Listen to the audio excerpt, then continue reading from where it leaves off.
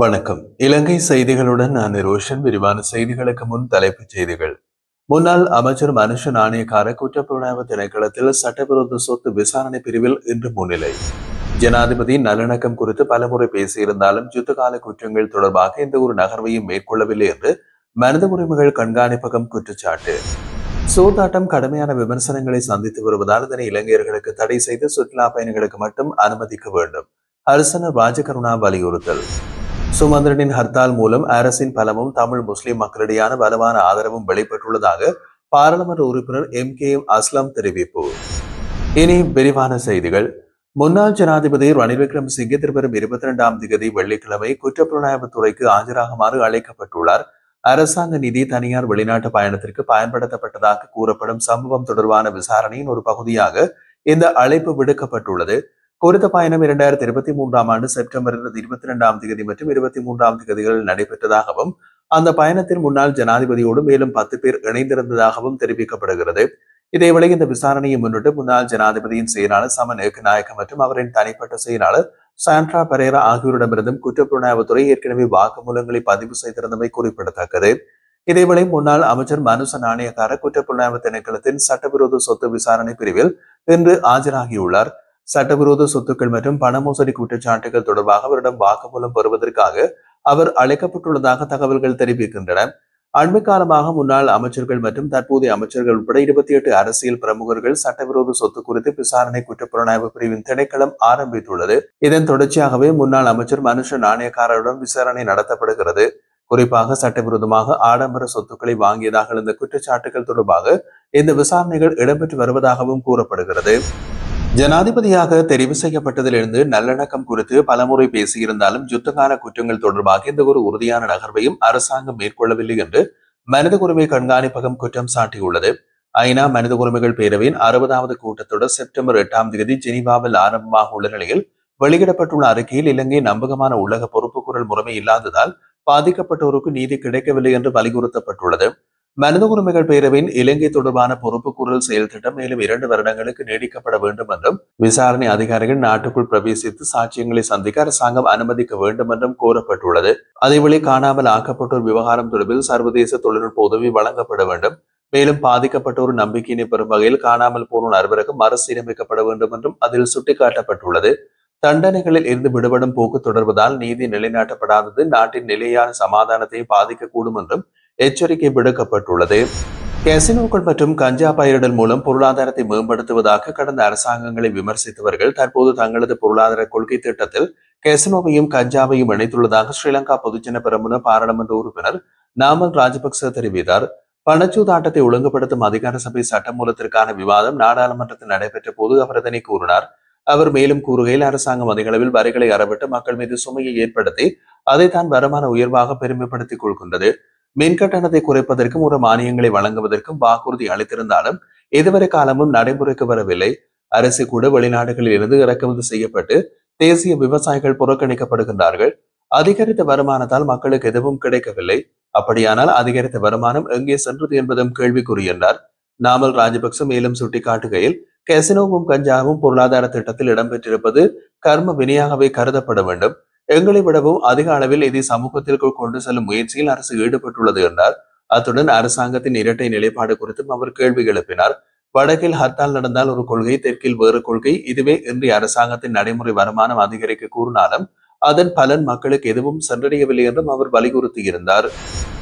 நாட்டின் கலாச்சாரத்துடன் ஒப்பிடும்போது சூதாட்டம் கடுமையான விமர்சனங்களை சந்தித்து வருவதால் இந்த விளையாட்டை இளைஞர்களுக்கு தடை செய்து சுற்றுலா பயணிகளுக்கு மட்டும் அனுமதிக்கும் தீர்மானம் எடுக்கப்பட வேண்டும் என்று ஐக்கிய மக்கள் சக்தியின் பாராளுமன்ற உறுப்பினர் அரசன ராஜகருணா தெரிவித்தார். பணச்சூதாட்டத்தை ஒழுங்குபடுத்தும் அதிகார சபை சட்டம் மூலம் 2வது வாசிப்பு தொடர்பான விவாதம் பாராளுமன்றத்தில் இடம்பெற்ற போது அவர் இந்த கருத்தினை முன்வைத்திருந்தார். அவர் மேலும் கூறுகையில் சூதாட்ட சட்டம் கடந்த அரசாங்க காலத்தில் கொண்டுவரப்பட்ட போது அந்த நாளில் எதிர்க்கட்சியாக இருந்த அனுர்குமார திசாநாயக்க கடுமையாக விமர்சித்து நாட்டை சூதாட்ட சந்தையாக்கப் போகிறீர்களா என்று கேள்வி எழுப்பியிருந்தார். ஆனால் இன்று அவர் ஜனாதிபதியாக கசினோ நிலையம் திறந்து வைத்துள்ளார். தற்போதைய அரசாங்கம் கசினோ வியாபாரத்தை பலப்படுத்தும் விதமாக சட்டம் கொண்டு வந்துள்ளது. அதே நேரம் எங்களை விமர்சிக்கின்றது. நாங்கள் சூதாட்ட சட்டத்திற்கு எதிர்ப்பு தெரிவிக்கவில்லை. ஆனால் அதற்கான அதிகார சபை சுயாதீனமாக செயல்பட வேண்டும். இல்லையெனில் அமைச்சருக்கு கொடுக்கப்பட்டுள்ள மிகையான அதிகாரம் மோசடிகளுக்கு வழிவகுக்கும். எனவே அந்த அதிகார சபை நியமனங்கள் அரசியலமைப்பு சபையின் கீழ் கொண்டு வரப்பட வேண்டும். சூதாட்ட விளையாட்டுகள் மூலம் சுற்றுலா பயணிகளை அதிகரித்து வருமானத்தை உயர்த்த முடியும் என்பதை ஒப்புக்கொண்ட அவர், அதே நேரம் கலாச்சார ரீதியாக இது விமர்சனத்திற்கு உள்ளாகும் என்பதையும் வலியுறுத்தியுள்ளார். சிங்கப்பூர், சீனா போன்ற நாடுகளில் போல சூதாட்டத்தினை சுற்றுலா பயணிகளுக்கு மட்டுப்படுத்தி நாட்டவர்களுக்கு தடை விதிக்கலாம். இதனால் எந்த பிரச்சனையும் ஏற்படாது என்றார். மேலும் மேரிகம பகுதியின் முதலீட்டு சபைக்குரிய காணி கஞ்சா பயிரிடுவதற்கு ஒதுக்கப்பட்டுள்ளதாக தகவல்கள் கிடைத்திருப்பதாகவும் அதன் உண்மைத்தன்மை குறித்து அரசாங்கம் விளக்கம் தர வேண்டும் என்றும் அவர் கூறியிருந்தார். கடந்த காலங்களில் கஞ்சா சட்டபூர்வமாக்கலை எதிர்த்தவர்கள் இன்று அதற்கு அனுமதி அளிக்கின்றார்கள். அதேபோல் அரசு இறக்குமதி செய்ய மாட்டோம் என்று விட்டு தற்போது அரசாங்கமே இறக்குமதியில் ஈடுபடுகிறது என்றும் அவர் விமர்சித்தார். இறுதியாக மக்களுக்கு அளித்த வாக்குறுதிகளை நிறைவேற்றி அரசாங்கம் தவறிவிட்டதாகவும் இனி அவற்றை நடைமுறைப்படுத்த நடவடிக்கை எடுக்க வேண்டும் என்றும் ஹர்சன ராஜகமனா வலியுறுத்தினார். இலங்கையின் தேயிலை தோட்ட பரப்புகள் யுனெஸ்கோவின் உலக பாரம்பரிய தளங்களுக்கான தற்காலிக பட்டியலில் சேர்க்கப்பட்டுள்ளன. இதற்கான பரிந்துரையை மத்திய கலாச்சார நிதியம் யுனெஸ்கோவுக்கு சமர்ப்பித்துள்ளது. தற்போது இலங்கையில் அனுராதபுரம், சிங்கராஜ் மற்றும் மத்திய மலைநாட்டு பாரம்பரிய தளங்கள் உள்ளிட்ட 8 தளங்கள் உலக பாரம்பரிய பட்டியலில் இடம்பெற்று வருகின்றன. இந்த நிலையில் மலைநாட்டு தேயிலை தோட்டங்களை உலக பாரம்பரிய தளங்களின் பட்டியலில் இணைப்பது சுற்றுலாத்துறைக்கு பெரும் பயனளிக்கும் என்று அமைச்சர் சுனில் செனவி குறிப்பிட்டுள்ளார். மேலும் இலங்கையின் கலாச்சார பாரம்பரியத்தை உலகளாவிய ரீதியில் அறிமுகப்படுத்துவதே இந்த முயற்சியின் முக்கிய நோக்கம் என்றும் அமைச்சர் தெரிவித்திருந்தார். அதேவேளை இந்த பரிந்துரை நுவரெலியா, கண்டி, சப்ரகமுவ, ஊவா உள்ளிட்ட பகுதிகளை உள்ளடக்கியதோடு இது ஏனைய யுனெஸ்கோ தளங்களில் இருந்து தனித்துவம் வாய்ந்தது என்று பேராசிரியர் அதுல ஞானப வலியுறுத்தியுள்ளார். வடக்கு மற்றும் கிழக்கு மாகாணங்கள் புலிகள் அமைப்பின் கட்டுப்பாட்டில் இருந்த காலத்தில் போதைப் பொருள் கும்பல்களுக்கு அந்த பகுதிகளில் ஊடுருவும் வாய்ப்பு கிடைக்கவில்லை என்று தற்போதைய அரசாங்கம் தெரிவித்துள்ளது. முன்னாள் ஜனாதிபதிகளான ரணசிங்க பிரேமதாச, மஹிந்த ராஜபக்ச, ரணில் விக்ரமசிங்க ஆகியோரின் ஆட்சி காலத்தில் போதைப்பொருள் வர்த்தகம் அதிகரித்ததாக போக்குவரத்து, நெடுஞ்சாலைகள், துறைமுகங்கள் மற்றும் சிவில் விமான போக்குவரத்து அமைச்சர் பிமல் ரத்நாயக்க குறிப்பிட்டுள்ளார். தென் மாகாணத்தின் பாதாள உலக குழுக்கள் அந்த கால அரசியல் தலைவர்களின் ஒருங்கிணைப்போடு செயல்பட்டதாகவும் அவர் சுட்டிக்காட்டியிருந்தார். ஆனால் வடக்கு மாகாணத்தில் புலிகள் அமைப்பின் செயற்பாடு இருந்ததால் அங்கு பாதாள உலகம் உருவாகுவதற்கு வாய்ப்பு இல்லை என்றும் தெரிவித்தார். மேலும் பாதாள உலக கும்பல்களுக்கு இடையே மோதல்கள் ஏற்பட்ட போதும் அவை கடுமையான நிலையை எட்டவில்லை. இதற்கு காரணமாக ஒரு காட்ஃபாதர் எனப்படும் தலைமை கட்டுப்பாடு இருந்தது என்றும் அமைச்சர் விளக்கியிருந்தார். மேலும் பாதாள உலக கும்பல்களுக்கு இடையே மோதல்கள் ஏற்பட்ட போதும் அவை கடுமையான நிலையை எட்டவில்லை. இதற்கு காரணமாக ஒரு காட்ஃபாதர் எனப்படும் தலைமை கட்டுப்பாடு இருந்தது என்று அமைச்சர் விளக்கினார். பாதாள உலக வளர்ச்சிக்கு பல அரசாங்கங்களின் அமைச்சர்கள் மற்றும் நாடாளுமன்ற உறுப்பினர்கள் ஈடுபட்டதாகவும் அவர் குற்றம் சுமத்தியுள்ளார். கும்பல்களுக்கு இடையே மோதல்கள் ஏற்பட்டால் அதனோடு தொடர்புடைய அரசியல் தலைவர்கள் அல்லது அவர்களின் ஒருங்கிணைப்பாளர்கள் தலையிட்டு பிரச்சனைகளை தீர்த்து வைத்ததாகவும் தொகுதி அடிப்படையில் பிரிக்கப்பட்டதால் மோதல்கள் குறைந்ததாகவும் அமைச்சர் பிமல் ரத்நாயக்க மேலும் தெரிவித்தார்.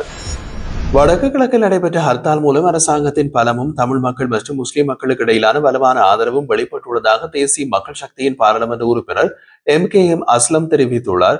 பண சூதாட்டத்தை ஒழுங்குபடுத்தும் அதிகார சபை சட்டமூலத்தின் 2ஆம் வாசிப்பு மீதான விவாதம் பாராளுமன்றத்தில் இடம்பெற்ற போது அதில் உரையாற்றுகையில் அவர் இதனை கூறியிருந்தார். அவர் மேலும் தெரிவித்த போது யாழ்ப்பாணத்தில் ஹர்த்தால் தோல்வியடைந்ததால் முன்னாள் MP சுமந்திரன் வவுனியாவுக்கு சென்று பங்கேற்றார். ஆனால் தமிழரசு கட்சியின் ஏற்பாடு செய்யப்பட்ட இந்த போராட்டம் ஸ்ரீதரன் MPயால் காலை 10 மணிக்குள் நிறுத்தப்பட்டது. மட்டக்களப்பு மாநகர சபை முதல்வர் தமது அதிகாரத்தை துஷ்பிரயோகம் செய்து கடைகளை பலவந்தமாக மூடச் செய்தனர். சில அச்சத்தின் காரணமாகவே கடைகளை மூடினார்கள். முஸ்லிம் காங்கிரஸ், மனோ கணேசன் மற்றும் ஜீவன் தொண்டமான் ஆகியோரும் இந்த ஹர்த்தாலுக்கு ஆதரவு தெரிவித்திருந்தார்கள். ஆனால் மக்கள் புத்திசாலித்தனமாக நடந்து கொண்டு இந்த கட்சிகளை புறக்கணித்துள்ளனர். இந்நிலையில் அஸ்லம் மேலும் சுட்டிக்காட்டுகையில் தமிழரசு கட்சி தமது அரசியல் நோக்கத்திற்காகவே இந்த ஹர்த்தாலை ஏற்பாடு செய்தது. ஆனால் மக்கள் இனவாதத்திற்கு இடமளிக்கவில்லை. அரசாங்கம் இனவாதத்தை எதிர்க்கும் உறுதியுடன் செயல்படுகிறது என்றார். மேலும் தமிழரசு கட்சி மற்றும் முஸ்லிம் காங்கிரஸ் போன்ற கட்சிகள் தமது அரசியல் அடித்தளத்தை இழந்து வருகின்றன. இதற்கு மாறாக அரசாங்கம் மக்களுடன் உள்ளது. மக்கள் பாதுகாப்பாகவும் மகிழ்ச்சியாகவும் வாழ்கின்றார்கள். இந்த ஹர்த்தால் அரசாங்கத்திற்கு கிடைக்கும் தமிழ் முஸ்லிம் மக்களின் ஆதரவை மேலும் உறுதிப்படுத்தியுள்ளது. எனவே இந்த வாய்ப்பை உருவாக்கிய தமிழரசு கட்சிக்கும் இதனை ஆதரித்த கட்சிகளுக்கும் நன்றியை தெரிவித்துக் கொள்கிறோம் என்று அவர் தெரிவித்திருந்தார்.